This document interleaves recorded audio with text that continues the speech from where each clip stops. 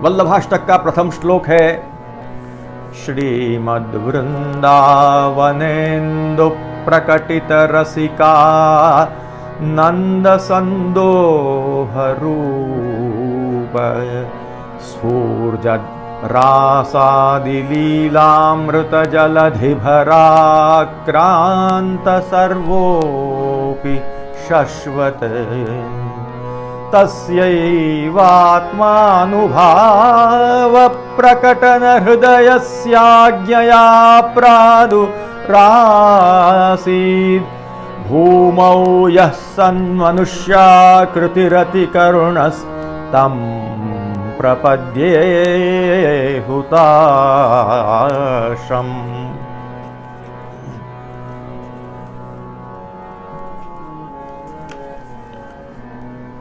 श्री महाप्रभु जी का स्वरूप कैसा है कि वृंदावनेन्दु, केवल वृंदावन न कहकर के श्रीमद वृंदावन,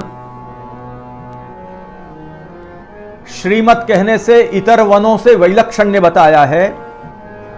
श्रीमद वृंदावन, श्री से युक्त जो वृंदावन, ऐसे वृंदावन के जो इंदु माने चंद्र।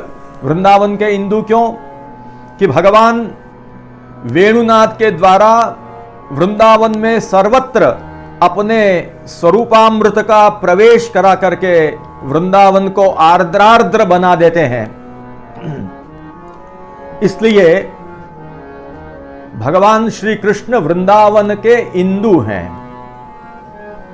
ऐसे वृंदावनेन्दु माने भगवान कृष्ण के द्वारा प्रकटित जो रसिक यानी अंतरंग भक्तों के विषय में आनंद, श्रीमद वृंदावनेन्दु प्रकटित रसिकानंद संदोह रूप। श्रीमद वृंदावनेन्दु के द्वारा प्रकटित जो रसिक भक्त यानी अंतरंग भक्तों के विषय में जो आनंद का संदोह माने समुदाय, तद्रूप श्री महाप्रभु जी हैं।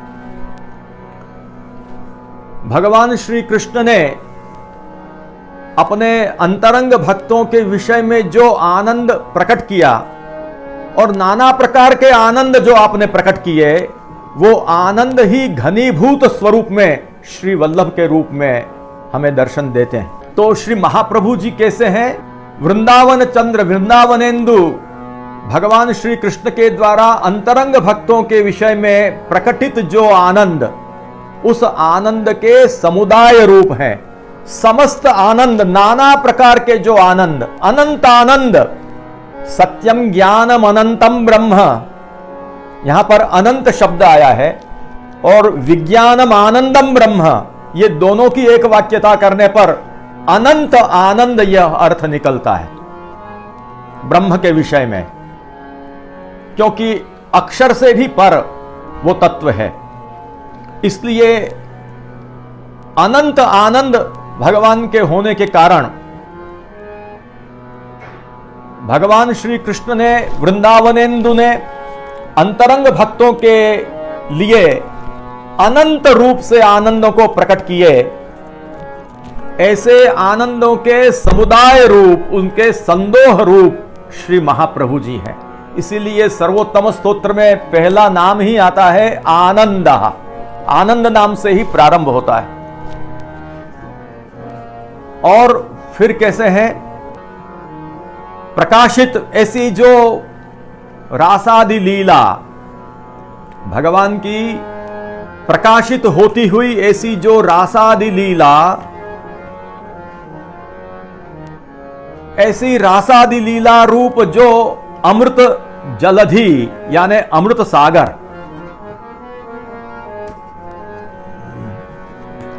उन सागरों की अधिकता, सागरों की अधिकता से आक्रांत है यानी परिपूर्ण है, जिनका सर्व कुछ यानी देह, इंद्रिय, अंतःकरण, प्राण आदि जिनके परिपूर्ण हैं। किससे परिपूर्ण है? रासादि लीला रूप अमृत सागरों की अधिकता से परिपूर्ण है। रासादि लीला रूप जो अमृत, और वो अमृत ही सागर, इतना सारा अमृत है कि वो सागर के रूप में है।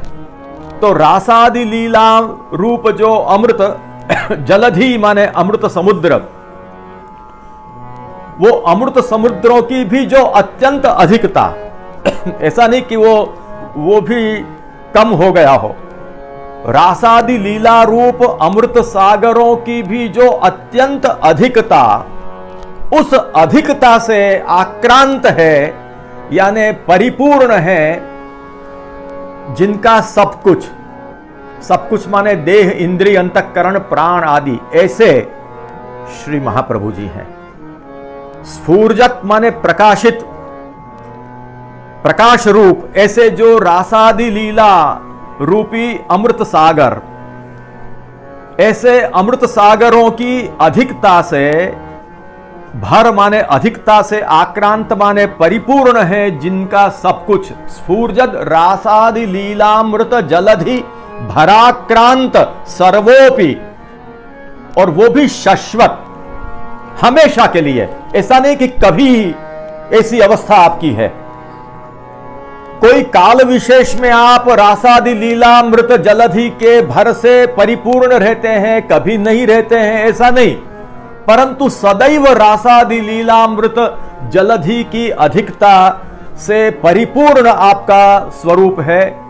देह, इंद्रिय, अंतःकरण, प्राण, सब कुछ आपका परिपूर्ण है, अर्थात सर्वत्र रासादि लीलामृत जलधि उछल रही है आप में। ऐसा श्री महाप्रभु जी का स्वरूप है।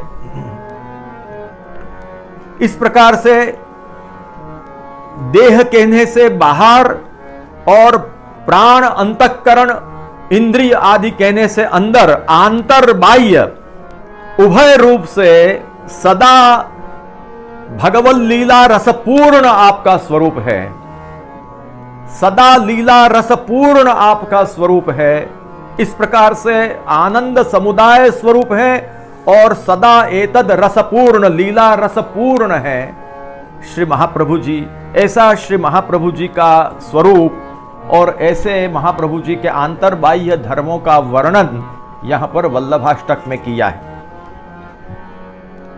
आनंद संदोह रूप है और रासादि लीलामृत जलधि के भर से आक्रांत है। यह आपके अलौकिक धर्म बताए, सदा रसपूर्णता के रूप में आपके अलौकिक धर्म का निरूपण किया गया है। ऐसे श्री वल्लभ हैं।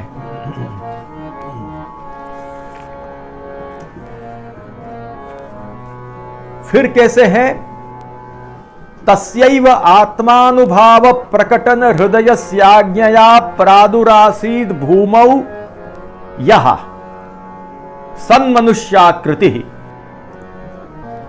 वे ही जो भगवान,